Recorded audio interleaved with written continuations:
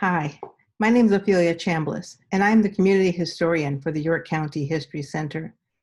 Over the past year or more, I've been working with the History Center to bring to light and to life a lot of York County's history that had often been overlooked.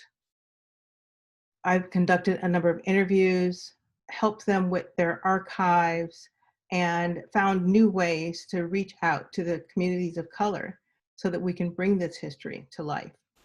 I'm going to share with you some of the work that I've been doing over the last year and a half, and I'm going to invite you to come and share your stories and your images with us someday soon.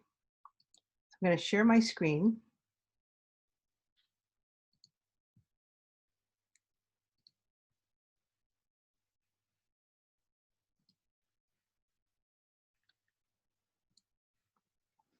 So this week, we're also going to be celebrating Juneteenth, which is even more important now than it was in the past. Because of COVID-19, the History Center will not be open for this Juneteenth, but we are preparing to come back really strong for next year, and will continue to share and gather your stories so that the history will not have to repeat itself as we save it for future generations. One of the things I've been doing are conducting interviews so that people can tell the stories with firsthand accounts and their experiences. They can share these stories from their point of view, and then they can share these stories and support them with images through their own lens. I believe in the West African folktale that says, until the lion has his own side of the story to tell, the story will always be told from the point of view of the hunter. I am trying to make sure that we are telling all stories and from all points of view. One of the other components to this assignment and project is to create a timeline that will put things in perspective, that will line events up for all of York County, for Pennsylvania, and for the country so that we can see what was happening when. We could look at populations, income, house prices, gas prices. We can look at weather phenomena and how that might have changed neighborhoods.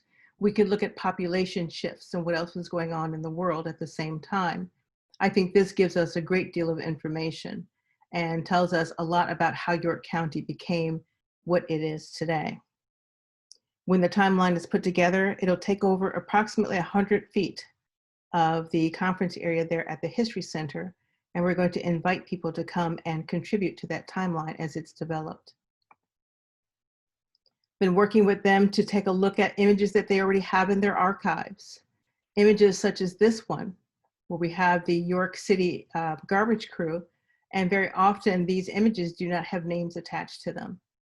You'll see some of the numbers on these images. These are individuals that we've been able to name, and this is new information that will go along with many of the images they have in their archives. One of the illustrations in the York History Center archives is this Louis Miller illustration. I wanted to use something along this line of celebration for Juneteenth this year, but I wanted to show something that didn't represent the Negro story and abolition, but do something that is more styled along with the contemporary artists of today. So I came up with this illustration, which is based on the Miller illustration, but styled like Amy Sherrod, the painter who did Barack Obama's portrait, to match some of those styles. So a more contemporary celebration. So I want to get back to the Share Your Story and Share Your History days. As I mentioned, I want to invite you to come and do that with us and reach out to us at connect through yorkhistorycenter.org. I'm going to end this and unshare my screen, and then go back to talking about why it's important for us to do this. I first want to thank everyone who has shared their story with me, who has come to the History Center on those Share Your days and provided images where we've scanned the images and then put them into digital format onto a thumb drive so that you can take them home and help you preserve them and help you preserve the images that you have in hard copy as well. Many families are at risk of losing a lot of those images as things become more digital. The photo albums that are sitting in the attic might end up on eBay someday, or there might be a house fire and we'll lose those stories. So it's important to preserve them, to save them, and to take care of them so we don't look back and ask what happened then. As I mentioned, I thank all of those who've come out and give me stories, who've provided images, who have shared with us. And we're doing this for future generations. It's important.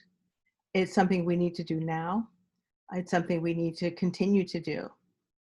I hope that you will join us in the future. Bring your images, share them, have them scanned, save them in a digital format. We'll even give you tips on how to save your hard copy images so they don't crumble and disappear. But it's our history. We need to see where we line up and put it in context so that it is saved and there for us forever. This has been an exciting project. I love working on it, and I love working with all of your community. Thank you very much.